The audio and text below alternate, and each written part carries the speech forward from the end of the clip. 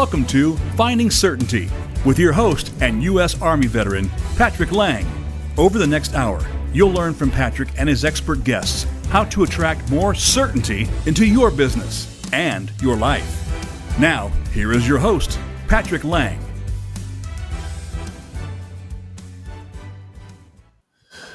Welcome to Finding Certainty. It's our favorite day of the week, hump day as we call it.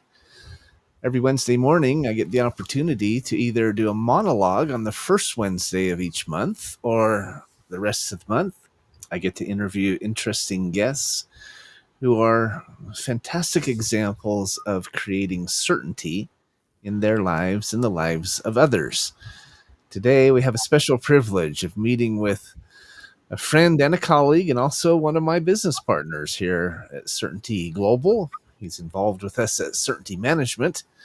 We're going to be speaking with Mr. Irvin Nelson. Irv, thanks for being with us this morning. I appreciate you stepping in and getting under the in the hot seat, as they say, right? Well, thank you very much, Patrick. I am honored to be on your show and look forward to chatting with you about what we're doing. And now you'll have a third category. You said you have monologues, you have interesting guests, and now you've got a third one because I'm the probably the boring old lawyer. We'll try to be a guest. You're the less interesting one. I don't know about that, but I appreciate the humility, right? That's it's funny because that's one of the things I love about you. You're so accomplished. You've been an attorney for 40 plus years. You've been a legislator here in Nevada. You have this storied career and really story, right, that we'll be talking about today. But you're still just one of the most self-effacing, humble, and down-to-earth guys I've met, and I really love that about you. So, well, I mean, I hope to be humble. It's funny, you and I were just on a business trip together, and I think I heard every lawyer joke that's ever been created. I even learned a few new. I thought I knew all of them.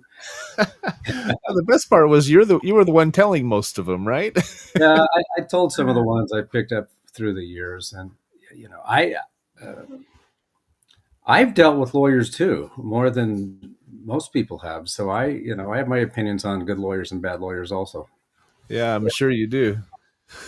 Yeah. Well, we've had most of the Certainty partners on the show at one point or another. Started with Victoria Foster. She was the very first. She was the second interview I ever did on this show. The first one was with Frank Hellring. Right. And basically we went into this. I don't know if you've seen that one. You should go back and watch it. I bet you'd enjoy it. But we talked about how he was a host with Voice America, and I was a guest on his show. I'd been invited there to talk about what we were trying to do to help raise funding for nonprofits.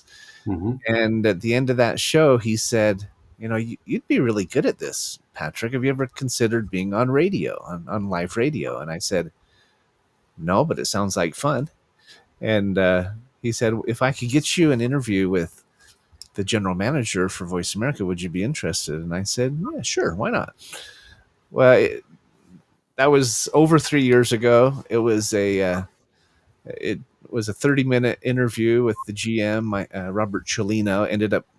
Turned into a 2-hour conversation. We really hit it off. Mm-hmm. By the end of that conversation, he said, I think you'd be good at this, Patrick. He said, I'll coach you and help you learn the ropes and learn how to do it. And I think we should put together a show. He said, what would you call it? And we went back and forth about a name. And at some time during that conversation, I said to him, our whole mission and vision and focus as a company is on creating certainty for people, right?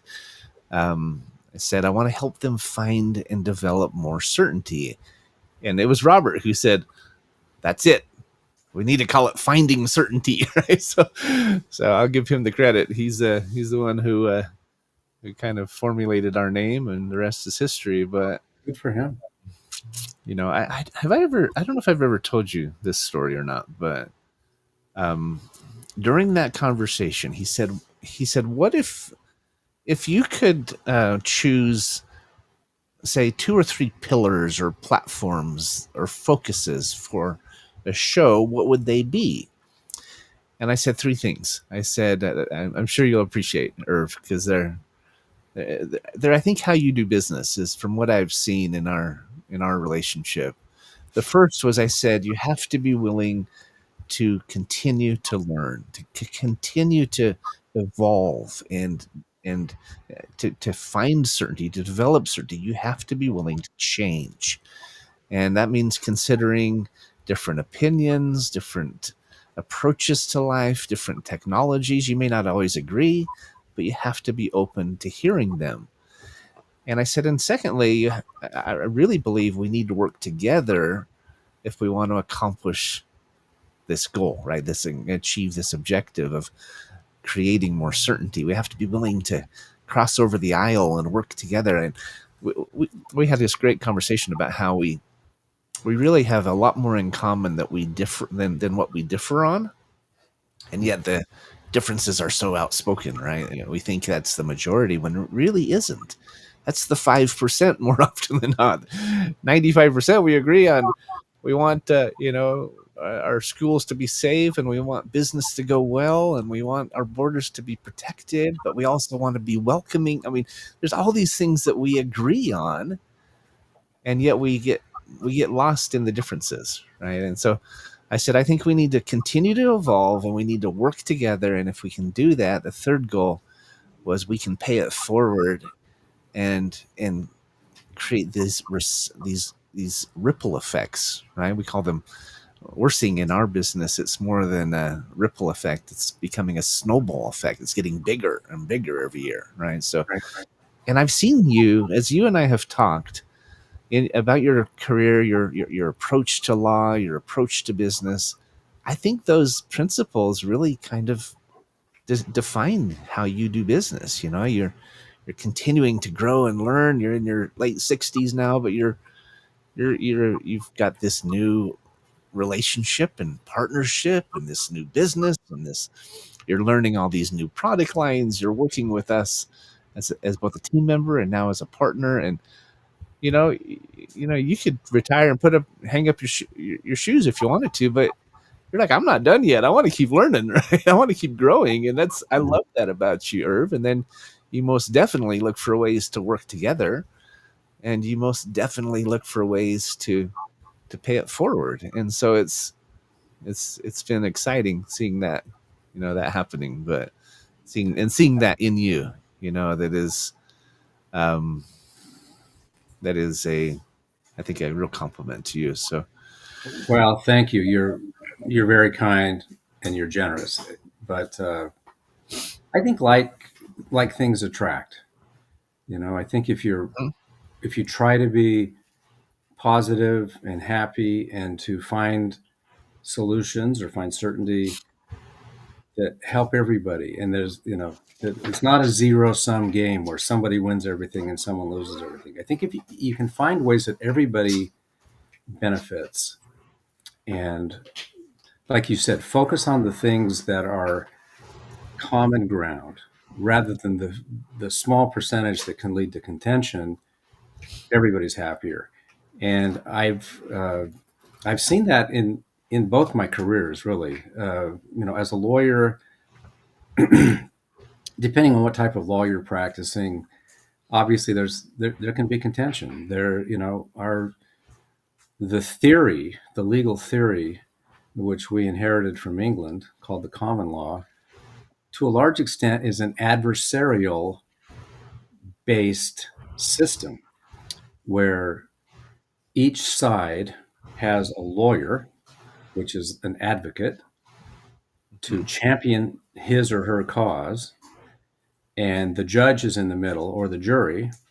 And the theory is that if each side is represented well and zealously, that the judge and the jury will be able to, with their collective wisdom and knowledge, make a good decision, and that truth will prevail and righteous, judgment and things like that. That's the theory. But sometimes the adversarial nature of it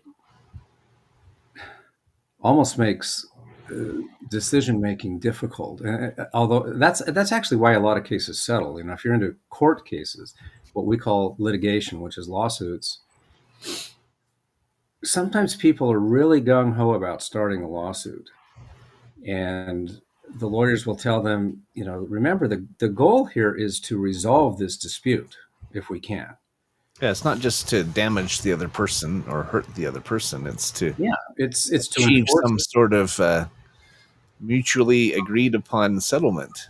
Sure, if you can settle something before you get too far down the road, it saves everybody a lot of money and a lot of frustration. Litigation is, I always tell clients it's the most aggravating, expensive, unpredictable way to resolve disputes. And a lot of times the legal fees can end up costing more than the amount you're even arguing about. And so what we try to do is get cases resolved either through mediation or settlement conferences. There are a lot of retired judges out there who will do settlement conferences.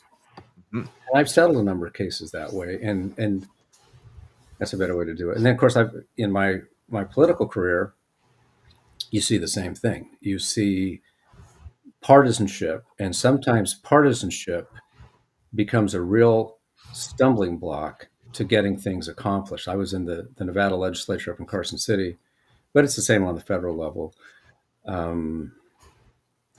What I would try to remind people when I was up there is, look, we're Americans first. We're Nevadans next. And we're Republicans, Democrats after that. And actually Right. some independents. Right. And there's a lot that we have in common. And a lot of people are up there wanting to do the best they can for the state. Sometimes we, of course, disagree on what's best for the state. And that's where the debate comes in and the arguing. But you can agree without being disagreeable, and you can usually get a lot more done if you're willing to cooperate, not capitulate, but cooperate, hear the other side, and search for the common ground, and that's a lot more satisfying. And as you've said,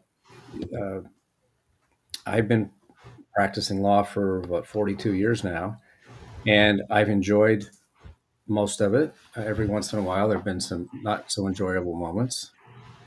And I've been able in that time to spend a lot of time with corporations, small businesses, some actual large businesses, with their corporate matters, the way they function, the way they prepare agreements and document contracts, and succeed in business and make sure that they're obeying the law, keeping within those bounds.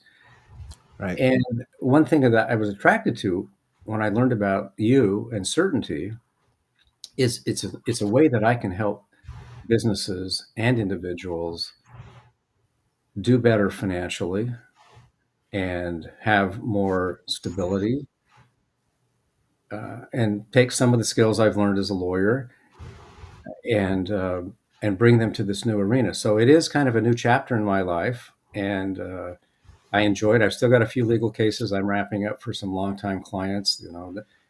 It's not like you can turn off a spigot and all of a sudden the work's done, because some things take a while to finish. So I'm still doing a little bit of legal work, but I'm excited with the various product lines that Certainty has and the way they can bring fantastic financial benefits to our customers and to their employees, taking advantage of the tax code, taking advantage of new technology, taking advantage of economies of scale, and provide a win-win situation for everybody. So that's a very positive thing about your business, and not to butter you up, but I've seen the way you really enjoy helping people.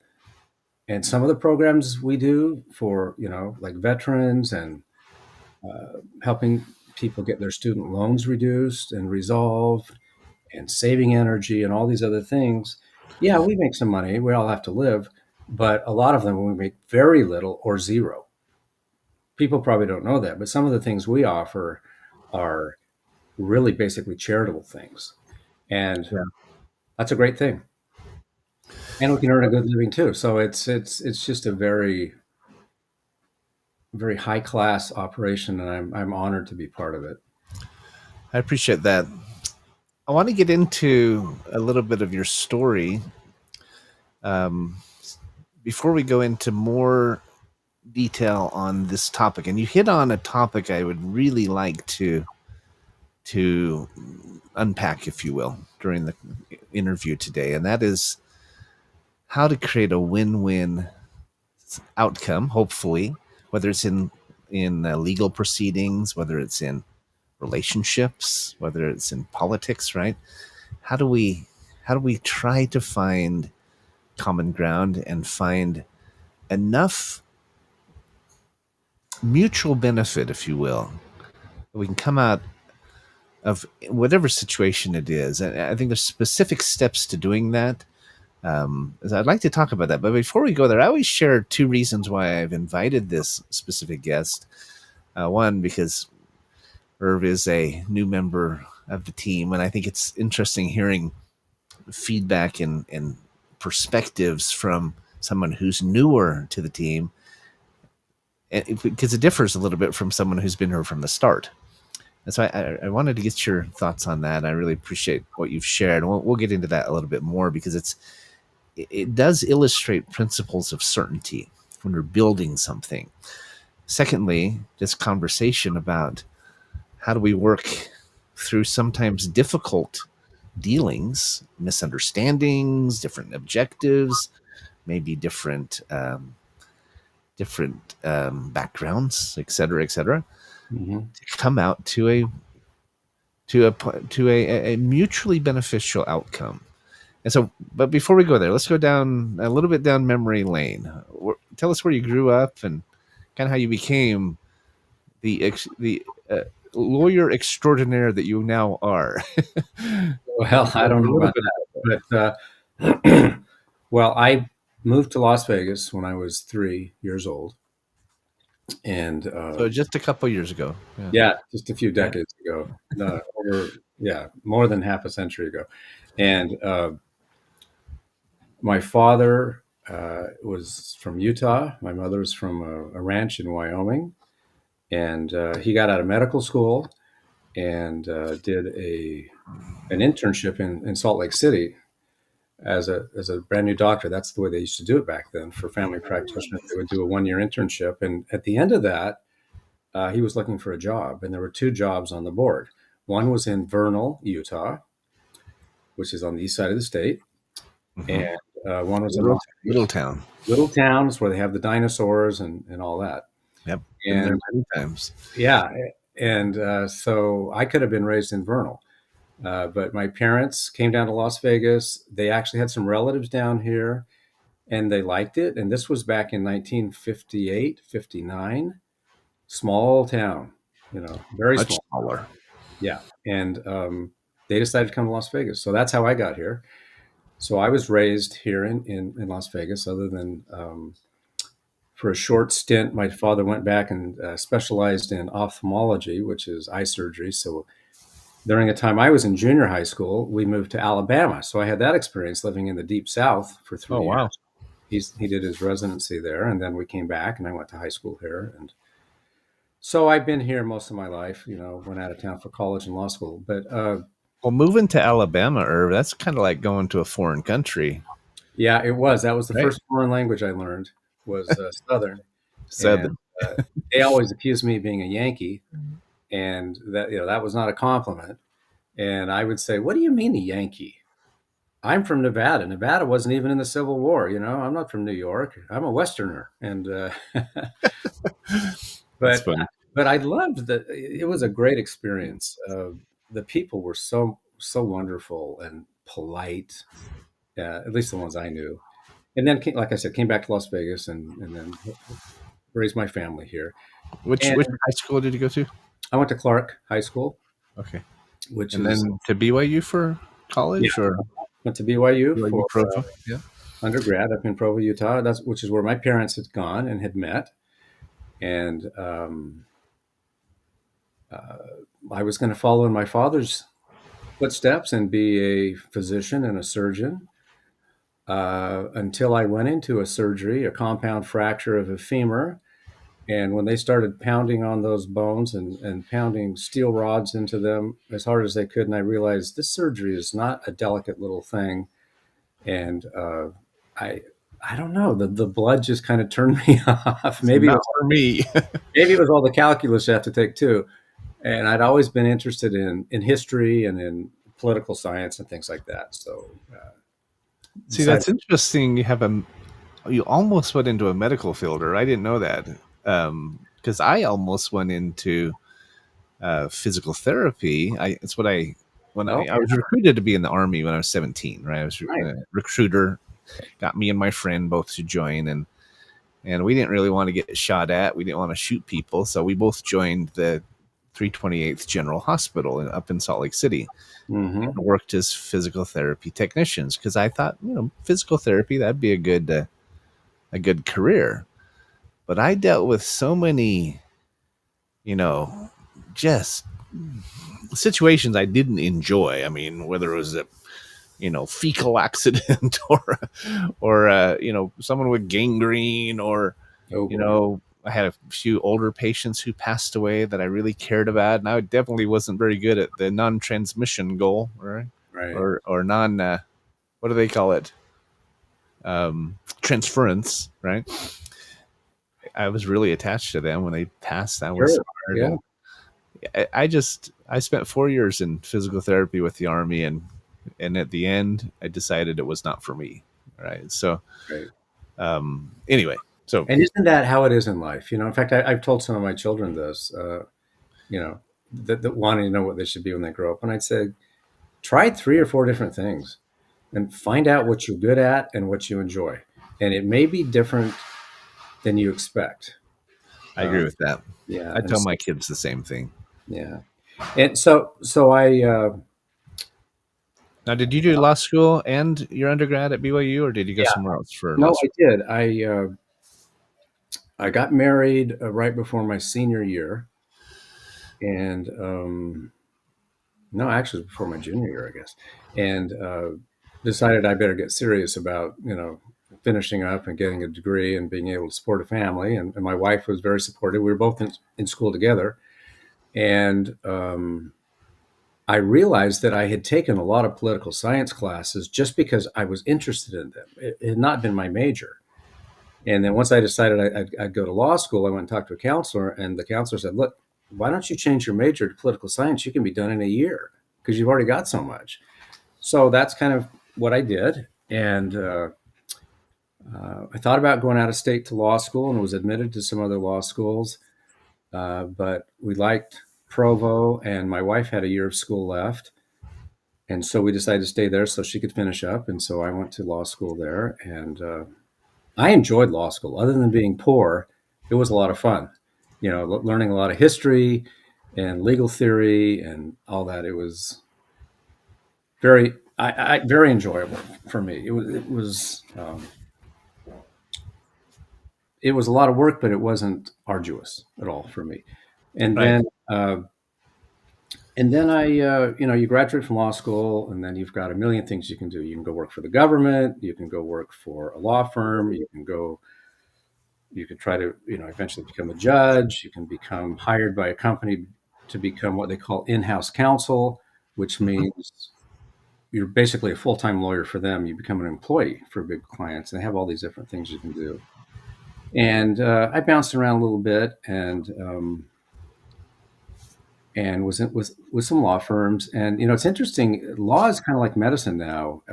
You kind of have to specialize. You can't really be competent in 5 or 6 different areas, any more than a heart surgeon could also be a great pathologist. You kind of have to specialize. Right. So I ended up doing a lot of what we call corporate business law, which is setting up legal entities like corporations and limited liability companies, drafting contracts, helping companies with voting and keeping track of their minutes, and and things like that. And that was a good training. And then I started doing a lot of real estate work, which had nothing to do with fighting. There was negotiating, but not fighting, like you see on TV with, Perry Mason, that type of stuff.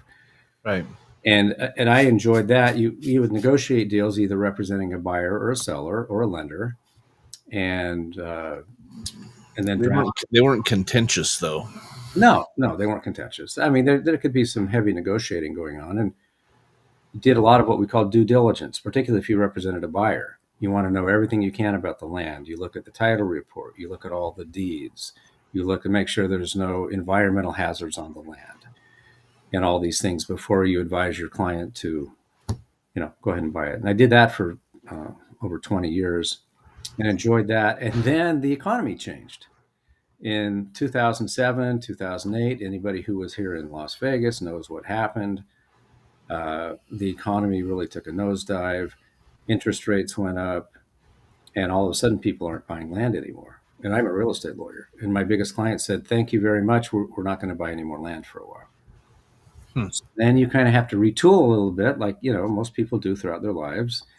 And I started doing some bankruptcy stuff. I represented some bankruptcy trustees, and then the last 5 or 6 years, I've done some what we call commercial litigation, which is I represent some lenders and would do that type of work, collecting judgments and defending lawsuits. And so I've kind of seen pretty much a wide variety of things as a lawyer. And like I said, I've enjoyed it, but I was very interested when I was approached by a good friend whom you know, Mark Verville, who's also one of our team. And Mark and I think I'd done some legal work for him 10 years before earlier. And he says, "Hey, we're doing this. And would you be interested in this?" And I was. It was just perfect timing. And then he and then I met you, and you showed me the various things that we can do to help companies and to help employees. And I thought, this is a way I can take what I've learned in trying to provide legal work and advice for companies, but help them in a different way, less confrontational. So here I am, and I like it so much. I've decided to invest in the company and be, along with a what we call a reseller or a salesman, also a referral agent. Yeah. Well, so and I get to learn more and more, and it's amazing.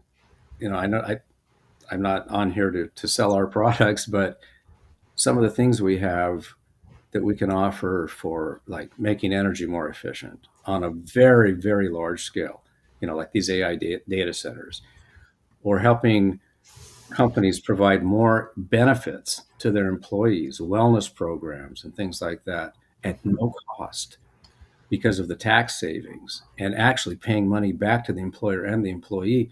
The hardest thing in selling these is they almost sound too good to be true, but they are true. And the things we can do for seniors, people on Social Security with, remote monitoring. I don't know, there are 10 or 12 different things that we can provide. And I enjoy talking to companies about that. And one thing I love about our company is you've set the tone of being very nice and supportive and positive to people. And that kind of wears off on everybody.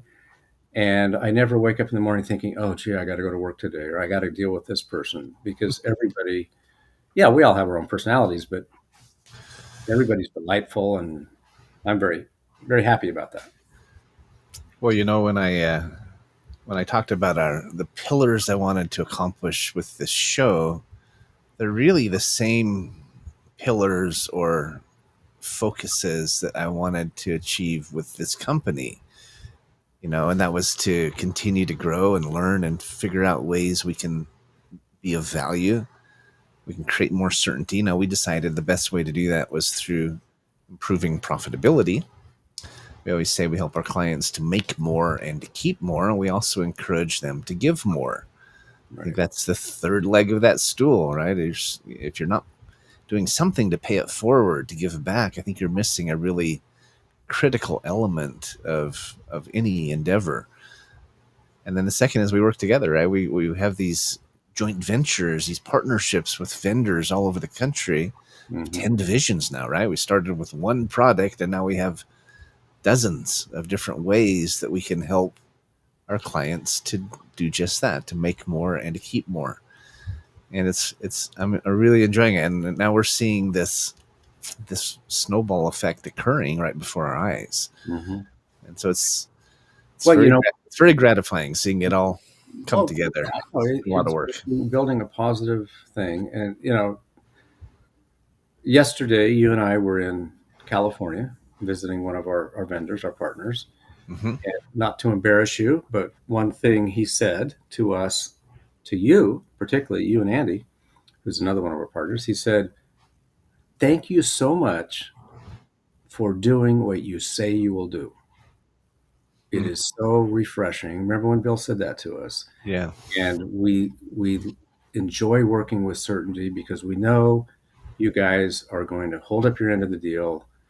You're not going to embarrass us, and you're going to be men of integrity. And I thought, wow, that's the first I'd ever met him. I thought, I'm happy to be involved with people, my partners here, who I can be proud of and not worry that they're going to do something to embarrass the whole company. So that's a good thing. And that I had that in my political career to some extent too. I don't know if you want to talk about that, but well, let's do this. Let's go to a break real quick. We're about the halfway mark. Just a quick advertising break. Let our listeners here learn a little bit about what we do. We'll come right back. We're visiting with Irvin Nelson. He's an attorney. He's a referral agent with our company now, Certainty Management, and now a partner in our JV technology company, Certainty Global. And I think maybe we can talk a little bit about how that came about. And I do want to get back into the topics, those two topics I was referring to earlier, of because we do make mistakes. People have differences of opinion, misunderstandings, cognitive decline. I mean, there's lots of things that come at us, right? Life comes at us fast, and I think it's really a critical element of certainty in our lives and businesses that we can work our way through those events. They will happen. It's guaranteed they're going to happen when people work with people. And I really want us to talk about how do we manage that? How do we get through it where it's not I won and you lost, but it's win-win? I think the more perspective people can have and the more win-win abundance mindsets people can have versus scarcity versus win-lose, I think not only will you do better personally, your business, your family will do better, your relationships, but I think everyone does better, the community, the nation. And so I'd really like to drill down on that a little bit, but let's go to a quick break, but we'll be back shortly. And don't go away. We appreciate you being with us here on Finding Certainty. Certainty Management can help create more certainty in your life with our deep discount health insurance options, even for 1099s, part-time employees, volunteers, and more. Pay less to protect yourself, your loved ones, and your team. Call 888-684-3122 for a free quote today. That's 888-684-3122. Visit us on the web at CertaintyTeam.com. That's Certainty, T-E-A-M, like Mary.com. If you're a nonprofit in need of funding, we can help. Certainty Management is a cost reduction firm that also helps churches, schools, sports teams, and other nonprofits raise unlimited zero-cost funding. Best of all, you don't have to sell anything or ask for donations. Call 888-684-3122 to learn more today. That's 888-684-3122. Visit us on the web at CertaintyTeam.com. That's Certainty, T-E-A-M, like Mary.com. And we're back. I told you it'd be quick. not going to make you sit and listen to 10 minutes of advertisements. I'd much rather have you listen to Irv. Might learn a thing or two. So I started this whole conversation talking about how I have these interesting guests on every week, and they've come from all walks of life, right? There's been athletes and entrepreneurs, actors, producers. I think you're my first lawyer, though, Irv. You know, I don't think it's personal. I actually have nothing against lawyers. I have some really fantastic attorneys, including yourself, but it just hasn't happened yet that I can remember. I mentioned to you once. I hope I can do a good job representing my profession. Your profession, right? I did have fun. We did have fun telling lawyer jokes this last week while we were together for our retreat. But I remember a statement you said to me when you first came to work with us. You said, I want to do something where there's not as much contention. There's not as much, just friction. And I want to be able to do something I feel like is making a difference without the challenges that I've dealt with and had to deal with in law. Now, I considered being an attorney. I told you that, right? I majored in English. I was thinking about going to law school. I ended up doing sales in the summers. Eventually, I sold Yellow Page advertising was the main thing I did in college. And I found out I was really good at it. I enjoyed it. I liked being out of the office. I liked calling on customers and hearing their stories and finding out their needs and trying to solve them. And so I think from that very young age, 17, 18 years old, and even before that, I did sales for Boy Scouts and things like that. I found that I really enjoyed being a problem solver. I liked being a solution provider.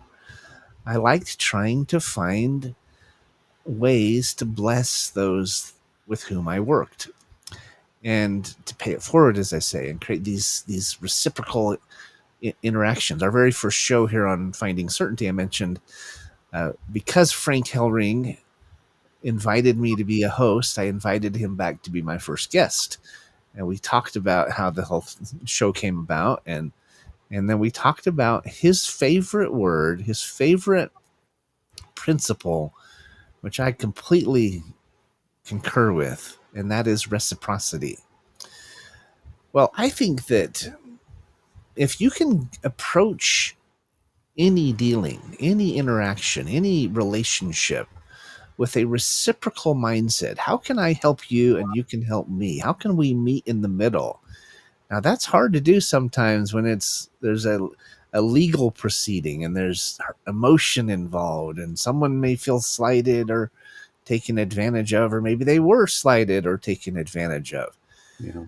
So I'm really interested to hear your thoughts on, because I think there's some lessons we can take from it that can bless our listeners today. And, I'm sure I can learn from. I'm already learning things from you just from our interaction over the last several months. But how do you think we can try to incorporate that more into our agreements, disagreements, interactions? Right?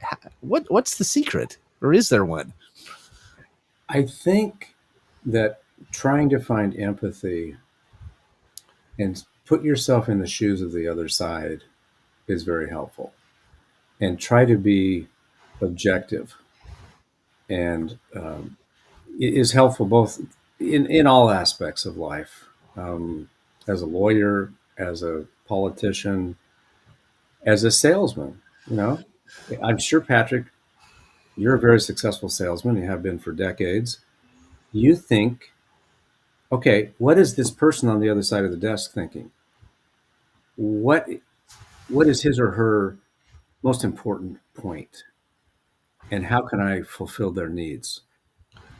And the same thing happened a lot in legal stuff. One of the things we did in law school, this is one of the reasons I think people have problems with lawyers, is they think that we will basically just and not really what we're saying. And part of that is Say that again. You cut out for just a minute. sometimes they'll think that a lawyer will just almost play a role like an actor and not sincerely believe what he or she is saying. For example, Right. in the criminal context, which is what most people think of when they think of lawyers, they think we're all defending criminals. And that's actually a pretty small part of legal work. Most legal work is what we call civil, it has nothing to do with crimes. Right. It has to do with contracts and human relations and complying with the law and stuff like that. And a lot of times people would say to me, how could you possibly defend someone if you think they're guilty? Or if you know they're guilty? Or you're appointed to a case by a judge and this person doesn't look like you, they don't have your same socioeconomic background, they swear, they're foul, and they very well may have committed this crime. How could you possibly represent them? Isn't that an immoral thing to do? Right. And what you learn in law school, and what everybody knows is on the Constitution, every accused person is entitled to have an advocate to tell their side of the story. Now, lawyers are not allowed to lie. You're not allowed to go up and say, I know my client didn't do it, and my client, is an upstanding man. You can't tell stuff that you don't know. But you can question the prosecution, and you can make them prove their case to protect the rights of the client. And there are a lot of innocent people who are charged. I've known some who Right.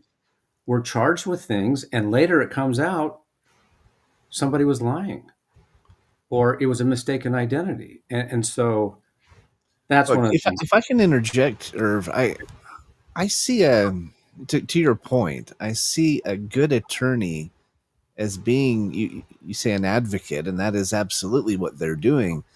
But I think they're also a standard bearer, right? They're requiring that other party to to um, to toe the mark, if you will, to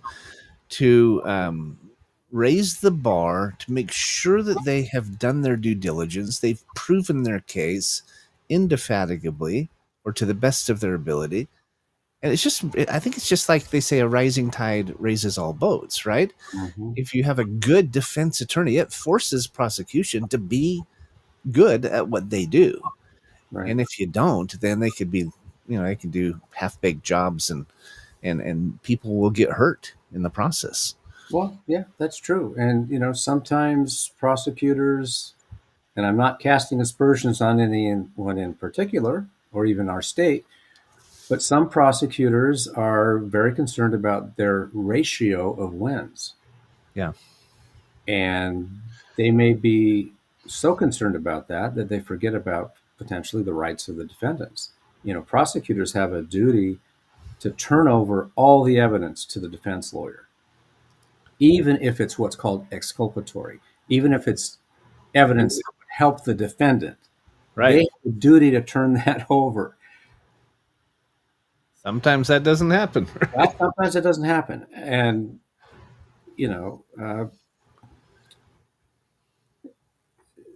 sometimes you think you know something. As humans, sometimes we jump to conclusions and we may not actually be right. And Right. at the end of something, a witness will say something that nobody expected. And then you'll realize, oh, wait a minute, my whole case was based on this, and this witness is now telling me there was another factor that none of us had considered. Right. To that point, you a lot of what you've done is contract law. I know that's what you're really good at. I've seen it in action, among other things. But I've always said a good contract, especially among friends, right? People who like each other and trust each other, a good contract is just like a good case. It's for clarity and memory, right? Right. Make sure we clarified we all understood it and agreed to it, and then we remember what we agreed to and understood. And so the same thing with a good case, right? That's why it's so critical to have multiple witnesses if possible, and Right. clarify and confirm that memories are clear, there wasn't misunderstandings. I mean, we et cetera, see, et cetera. yeah, you see that all the time. That's why you try to do the contracts early on in a relationship, whether it's buyer, seller, or a couple partners in a new business, whatever it is. When everybody's happy and everybody's confident that it's going to be a good deal or a good relationship, you get it on paper very specifically, and everybody reads it. They have their chances to make comments and changes, and then everybody signs it. Now you've got something 10 years later you can come back and pull out of the drawer and say, well, this is what we agreed to. And like you say, memories fade, perceptions differ. A lot of times in good faith. You're talking to two people who are very honest, and they said, well, I thought this was the deal. Well, the other one says, well, I thought this was the deal. And then someone says, well, let's pull out the contract. Well, let's see if we can find it. Contracts usually don't get pulled out of the drawer unless there's a dispute. If there's a good relationship and everybody's making money or accomplishing what they want to do, who cares what the contract says? Well, you get a good point, though, when you talk about the first step is, I think, in creating these reciprocal interactions, these win-win scenarios, is empathy. I've taught my salespeople for years about what I call the objection resolution model. Mm-hmm. And I love that word resolution because we're trying to resolve it. We're not trying to just overcome it, right? Some of the old school trainers, sales trainers talked about overcoming objections, right? It sounds like you're beating them down. But with resolution, with this objection resolution model, the first thing out of your mouth is a statement of empathy. Saying, I hear you. I understand. I've heard that concern before, or that's a valid, question. You say something, and I always say that whatever we say to somebody, it could be a partner, it could be a spouse, it could be opposing counsel, whatever. But every word out of our mouth either raises walls or lowers walls. And obviously, if you want to communicate, I picture a limousine with a tinted window that's rolling up and closing or rolling down, and we're speaking through it. Right. When we say something of empathy and sincere empathy or understanding, those walls come down. That window rolls down. Next, one of the best ways to do that is to say a statement of empathy and then ask questions and say, yes, when you say this, what do you mean? Help me understand. And if you can soften those statements, those questions, speak in third person, things like that, that really helps. And I think in law or in life, the more of that we could do, the more empathy we show and the more questions we ask. And remember, we have 2 ears and 1 mouth, and the more communication, the more gets done. And it can end up amicably, right? Any thoughts on that? Oh, sure. I've been involved in some cases where there were disputes, and the lawyers kind of got off in the weeds of the legal theories and stuff.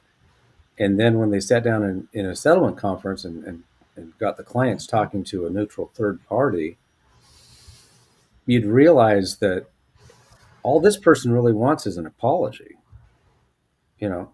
Right. Or maybe all this person really wants is to be heard. Yeah. Right? Yeah, exactly. To be heard. Heard and understood. Right. Or maybe appreciated for what they've done. Yeah. And that's one of the things you learn in dispute resolution, mediation, arbitration, things like that, is figure out what you're really arguing about before you start arguing. Right. And be humble enough to realize I've only heard half the story. If it's, 2 people fighting, usually most disputes have more than 2. There might be 5 sides, but to make it simple, just remember there are 2 sides to this argument. My client is telling me this. Okay, that's their side. That's their perspective. But what is the other side's perspective? And if you can understand that, and sometimes I'll say to my client, and they don't like this at first, I'll say, what do you think are the weaknesses of our case? Well, I don't want to talk about the weaknesses. I say, yeah, but tell me, what do you think are the weaknesses? Or what do you think the other side really wants? And they'll say, well, they want this and they want that. And I said, would that hurt you to do that? Well, and sometimes you can meet common ground that way. And same thing in politics. When I was up in Carson City, if you can, ratchet down the volume and not worry about who's getting credit and who's getting all the press, you can a lot of times get things done that both sides will say, okay, I'm getting 90% of what I wanted. I guess that's better than zero, and get a bill passed. When I was up in Carson City, what I found out was in both parties, there you have the extremes, the extreme right and the extreme left, and they're getting all the press. They're making all the noise. They're making all the inflammatory speeches. And then in a little bit closer to the middle, you have the people who are getting all the work done and passing the bills and crafting legislation that both sides can live with and the governor won't veto. And the same thing kind of happened. This is probably why a lot of lawyers go into politics, or is because it's kind of a similar type thing. There's definite similarities, aren't there? Yeah. If you go into a lawsuit and you're not willing to settle, you're taking a big risk. Yeah, you might win 100%, but you also might lose 100%. And that's why most commercial lawsuits settle, because after a while, everybody realizes the only ones making money on this now are the lawyers. Let's get this thing resolved. And mediation, if you know what that is, right? That's where both sides agree to hire an independent third party who doesn't have an opinion. He's not an advocate for either side. And he meets with both sides and tells them, these are what I see your strengths. These are what I see are your weaknesses. This is what the other side is offering. What would you be willing to offer? And their whole job is just to get the parties to move towards reconciliation. And a lot of times they accomplish it. And so since the time I've been in law school up until now, it's mediation is becoming more popular and more common. And I think it's a good thing. I mean, sometimes, you just have to let the judge decide. I get that. But that's pretty rare, really, if everybody will be reasonable. My dad taught me years ago. I believe it was my dad. I was trying to remember who I learned this lesson from, but they talked about how if you really want to have a resolution, right, win-win outcomes, remember the 3 H's. And it was humility, the high road, and halvesies, which is basically meaning meet in the middle, right? If you can remove the ego from the conversation. I mean, we just recently went through a situation. You were involved with it, where a colleague of ours had a disagreement with someone else, and there was he just didn't want the other guy to win, right?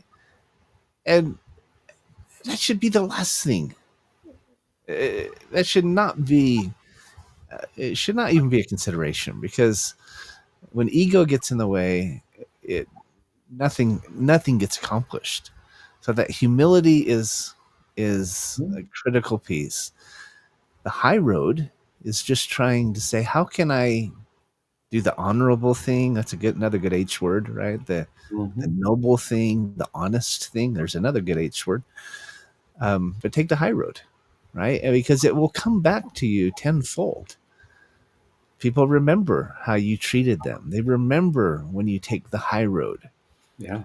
And you're generous and respectful. And I mean, the list goes on, right? And then halvesies is sometimes you have to meet in the middle. A lot of the time you have to meet in the middle. It can't all be your way, and it can't all be someone else's ways. You both have to be willing to defer and to negotiate, defer and discuss, as they say. You have to be willing to communicate, and you both have to be usually willing to give something.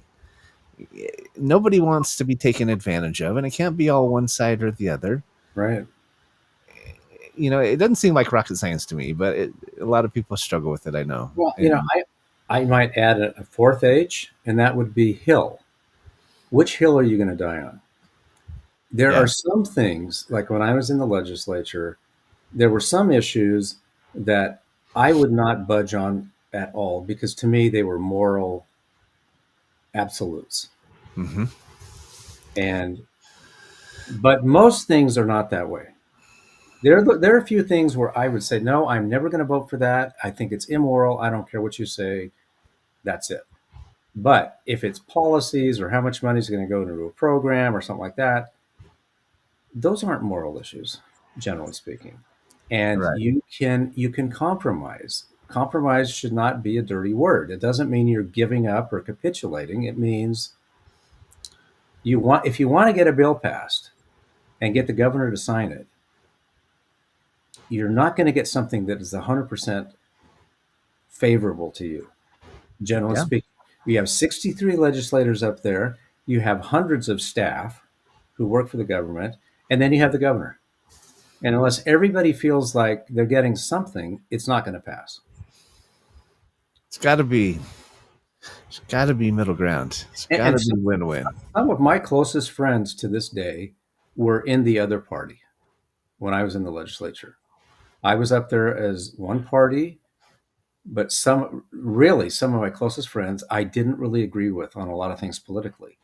But we talked, we went out to dinner every once in a while, and like I said, you can disagree without being disagreeable. And once you get contention and tempers rise, nothing is going to be resolved. Well, and I think that's a really important insight because I think we lose sight. Kind of, they say we lose sight of the forest for the trees, right? Yeah. And I have really tried hard as a company and as a business owner, as a father, husband, to try to keep my eye on the long term, right? What is our ultimate objective, our vision, our mission, and not to get lost in the weeds, right? Mhm. If there's a misunderstanding, if there's a disagreement, if there's whatever, right? It could be a vendor who didn't work out. I just try to keep my eyes up. My parents have a sign at their house that says "Reach up," and it's talking about reaching up and Yeah. relying on your higher power. I think you need to also look up. You need to look up and raise your sights a little bit more beyond the present to the future, because it helps you get past the trials and the shortcomings that you run into. We all do. We all make mistakes. We all have, challenges that come at us and so forth and so on. And if you just raise your sight a little bit, look at the horizon and say, look how bright that is. We can get there. Let's get through this little storm and then, Right. and we'll Well, make it happen. And it's I think it's an honest, but it's also an optimistic approach yes. to life. You have to be realistic. You can't let yourself be taken advantage of. You have to be cognizant. And I am more jaded today than I was years ago. At least Mhm. more cautious. Maybe jaded isn't the best word. But I continue to look forward with faith. And you have to do that in negotiation. You have to do that in relationships.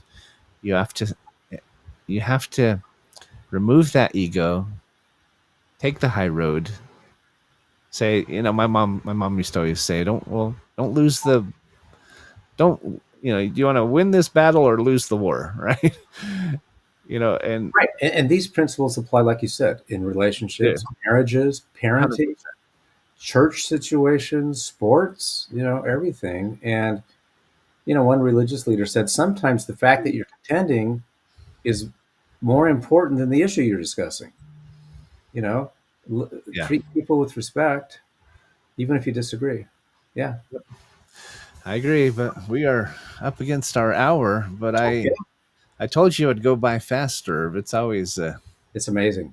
we think, how are we going to fill a whole hour, and before you know it, it's over. So I I do appreciate you being a part of this. We talked about how you came on as a referral agent with us, and just because you have great connections in the state and elsewhere. And we thought, you might be able to introduce us to some great people and parties. And then we saw how good you are at what you do. And as everybody's now heard, we decided that we could use you in our company, and more than just as a referral agent, but as a partner and as sort of our in-house counsel. And you've already proven your merit there. We really appreciate what you're doing with us. As the company's growing, we're growing into this larger organization, and it's the bigger it gets, the more complex it seems to get. But so we're very grateful to have you here, helping guide us and protect us, and it does not go unnoticed, my friend. Well, thank you. I appreciate that, and I enjoy it, and I see nothing but good things. And it's amazing the way we're starting to go global too. 5 years from now, I can't imagine where we'll be, even a year from now. I know. It's been a lot of work. We've been around 6 years now, and it doesn't feel like we're hitting our kind of the hockey stick curve of this company. Yes. I mean, it's amazing. You met one of our biggest vendors yesterday, has literally billions of dollars in business in coming down the pike toward them that we are going to be able to share in. So it's exciting. They're good people. One thing that really appealed to me as I was considering joining you, and if there are other people thinking about joining our organization, your organization, as a lawyer, I could make a good living, but I never had any residual income. So if I stopped working an hour, that's money I didn't get. Some of these things that we're offering, they're residual income for us. And that's very attractive to me. They are. And I'll add one more thing, if I may. Call this my plug for certainty. Is we've created a culture that I think is fantastic, right? It's positive, it's faith-based and family-focused. We've created a remote work opportunity for anyone out there who has connections with companies, who's looking for an opportunity. There's no age restrictions. There's no real experience required, as much as are you an honest person, a hard worker, and do you have or can you create connections to prospective clients? And we have created an opportunity for unlimited income for people. Yeah. And then we are looking for ways and developing ways to not just make income, but make a difference. And it's kind of coming full circle to that very first show with Frank, who is now a partner and very involved in what we do, and to create this reciprocal experience. Right? Well, it's fun. We've got some people who, like Frank and myself, have got, gray hair or white hair. We've got some middle-aged people like you who have a lot of experience, but still have a lot of energy. And then we've got some new folks coming in who are young. Yeah. And they're going to add some extra energy and vitality and carry the company through the future. It's like a tree, really, that's growing and starting. So it's fun. Yeah, it's exciting. One of our top reps right now is in her 20s, and she's just killing it. She's so excited, bringing clients for the benefit program you talked about, and the no out-of-pocket cost benefit program, and she is on fire. So I agree with you, and we're very pleased with the caliber of the people being attracted to and drawn to our company, yourself included. So again, thanks for being on the show. Thanks for all you do. And thanks for having me. I'm grateful to you, and I'm excited to see where we can take it. So thanks for everything. Thanks for listening to our show today. Finding Certainty is a special project to us. It gives us a chance to share what's happening, who we are, what we're seeking to accomplish, and highlight individuals like Irv Nelson, who have been doing that their entire lives for many years in some cases, but really trying to not just do business, but do good. That's what certainty is all about. Are you making an impact? Are you creating a legacy? We can all make a living, right? Some more than others, some better than others. But that is not what creates a life. I always say we don't live to work, we work to live. We work to make a difference. We're working to to create a legacy. And I encourage you to look for ways that you can do that in your own life and business. The more of that you do, the more you try to pay it forward and to put it out there and make a difference, the more it will come back to you. And it just keeps growing. It's not a ripple effect, as I said. It becomes a snowball effect, getting larger and larger and larger. And that's what's exciting. That's where it's exciting. So thanks for being with us. Certainty is out there. You can find it. We can help. We'll see you next week. Thanks, guys.